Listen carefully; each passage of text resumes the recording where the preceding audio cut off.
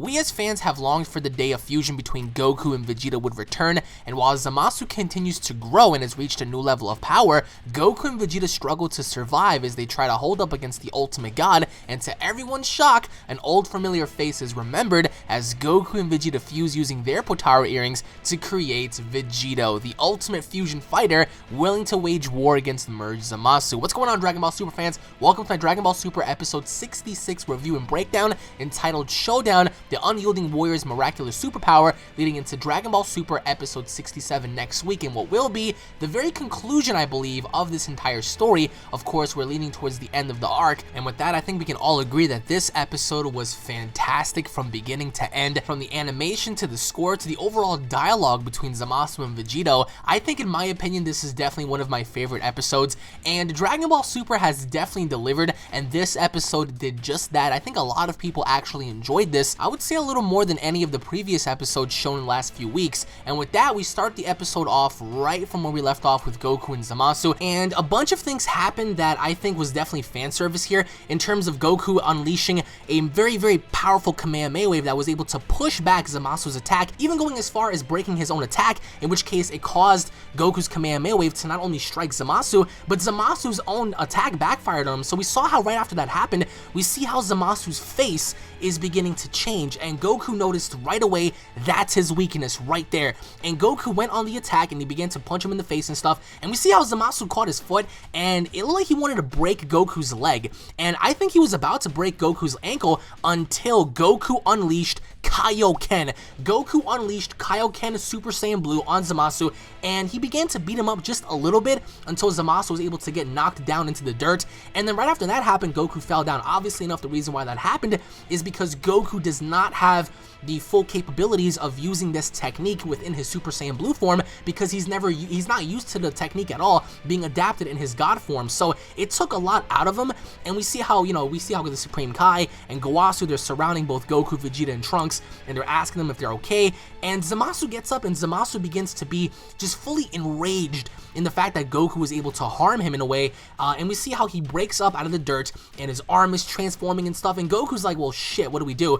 And that's when the Supreme Kai says, I have an idea, you guys have to use fusion, take my earrings. And that's when Goku's like, yes, Vegeta, we have to do this. And Vegeta, as funny as he was like, no, I will not take the earrings, I refuse to merge, I refuse to join bodies with you. And Goku says this is the only way. This is the only way to do this. Now, again, I want to keep in mind, I love the fact that they're developing the fact that Goku and Vegeta still have this this bitter relationship when it comes to fusion, because one person wanted to fuse and the other one said hell no, but Goku kept trying to tell him, like, listen, this is the only way.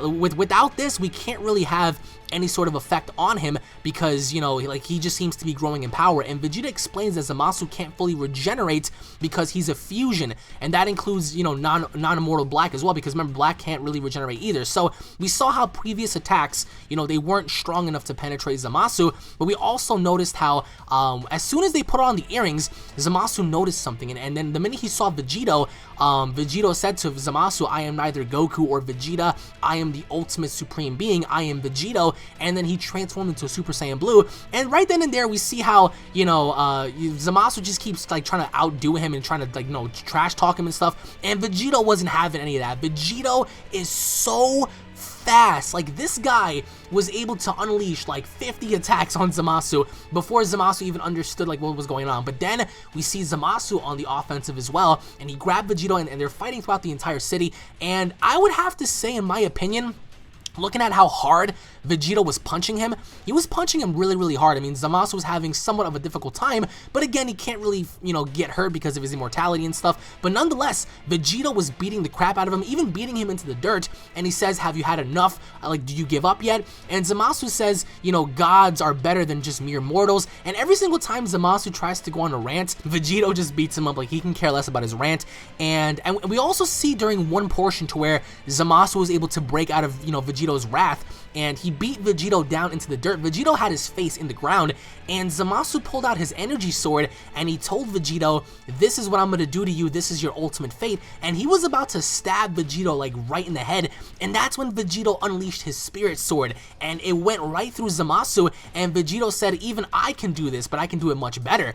And, you know, Zamasu seems to be shocked, and Vegito says, does it hurt? I thought you were immortal. What happened? You aren't immortal anymore because you realized that your powers have a limit, right? Apparently he didn't. He didn't understand that, you know, he was running out of, like, I guess you say time, because he wasn't able to, you know, properly regenerate. And Zamasu says that this is exactly what he wanted. He wanted the mortals to combine their powers and have, you know, a suitable death for them both, because he wanted to see them both crumble. And we see how the purification of, you know, Zamasu's ramblings continue on and on as they're fighting, and Gowasu tells, you know, the Supreme Kai that Zamasu's, you know, ugly form, this purple form, is coming from within. It's a conflict. It's an eternal conflict that's happening inside Zamasu. So we see how it manifests on the surface, how there's two Zamasus in a way. Like there's the pure monster side, and then there's, you know, regular Zamasu. But then we see out of nowhere Vegito defuse, and I think this was so stupid because there was absolutely no reason for them to defuse. And then we see how the Supreme Kai says it hasn't even been an hour yet. I mean, what does that even have to imply with Potara? Potara's permanent, so why would there even be a time limit to begin with? So we see how they defuse. And then it's very similar to GT. If you guys remember Super Saiyan 4 Gogeta versus Omega Shenron, how Gogeta's timer just ran out, that's exactly what happened. I guess you could say their timer ran out, and that seems to be Vegito's weakness. Vegito's weakness is the fact that he can't be in that form for a long time, as we saw, and Zamasu looking in, like, just surprisingly enough, he just attacked Goku and Vegeta so hard, he punched them down into the dirt, and he was gonna kill them off right then and there until Trunks finally found his broken sword, and channeling his inner energy, he managed to fix his sword. I mean, fine, Trunks thus far has been doing so much, and I don't know if you guys noticed, but the sword wasn't just a sword, it was like a light sword. And, you know, Trunks went in there, it was like he was holding a lightsaber per se, and he went in there and he was gonna stop Zamasu from cutting Goku and Vegeta in half and just killing them off.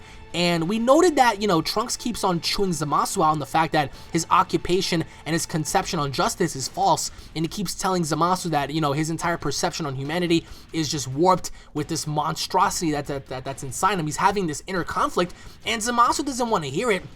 He begins to fend off, you know, Trunks, and then Trunks begins to gather up all the energy, you know, from the people around him, from the Earthlings, and it sort of looks like a spirit bomb, and Goku and Vegeta realize that right off the bat, and they begin to give Trunks his energy as well.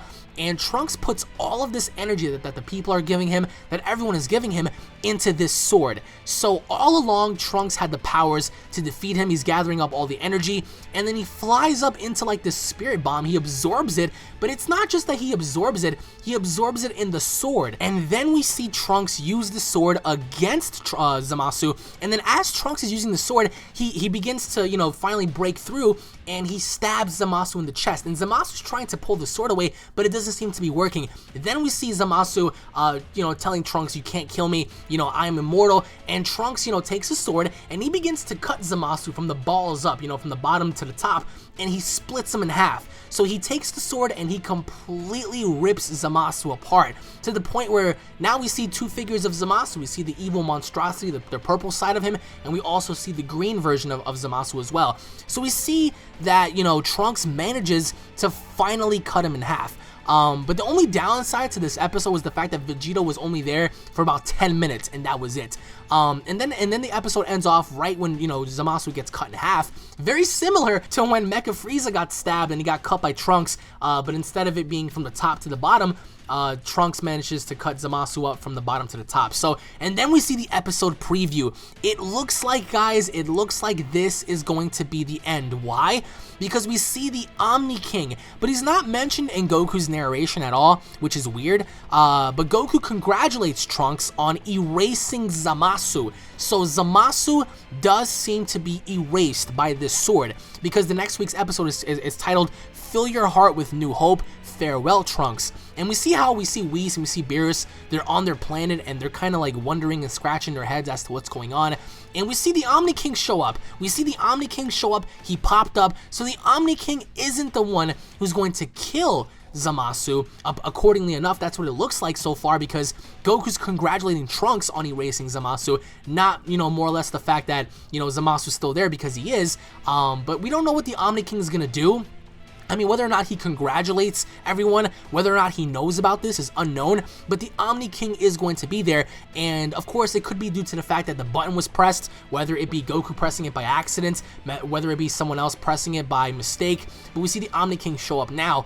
Having Vegito pop up, I believe, was a great cause for all the fans that wanted to see Vegito, but the only downside to this was the fact that he has somewhat of a timer. He has somewhat of a timer in this form, and I think it's just really like obscure to see that, because Potara is said to be permanent. Once the fusion takes its permanent form, that is it. Like, you cannot defuse unless using the Dragon Balls.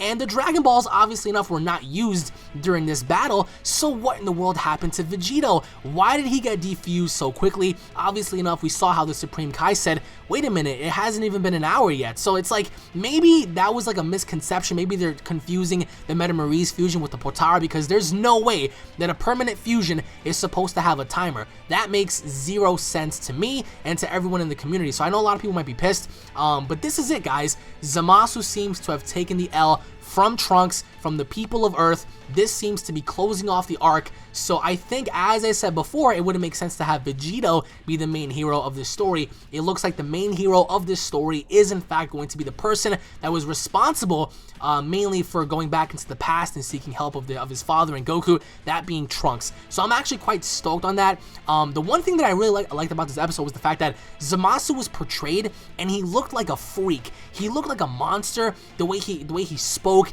the way his demeanor was, he was just upright nasty, and he realized that the mortals are dangerous, and he wanted to kill them off, but Trunks was the one that made the save, and Trunks was the one that pretty much prevented Goku and Vegeta from dying, because if it were not for him, Zamasu would have cut him in half. So let me know your thoughts down below, guys. What are your overall thoughts on this episode? What are your overall thoughts on them defusing so early? What are your overall thoughts on the Omni King? What do you guys think is going to happen in next week's episode? Comment down below and let me know, guys, because for me, this is one of my favorite episodes, but the fact that, you know, Vegito defused so early was something that I really did not enjoy, because I really thought that Homeboy had a chance here on really putting the beats on Zamasu, even possibly meeting Beerus, but there's something also going on with Beerus, because Beerus seems to be looking up in the sky and, you know, wondering something to himself, and Whis as well, so maybe that there's something more going on with them that we haven't seen before. But either way, guys, this is something awesome, because although we've wanted to see a fusion for a very long time, it sucks on the fact that we've only gotten him for about 7 to 10 minutes, and it was just like, why, you know?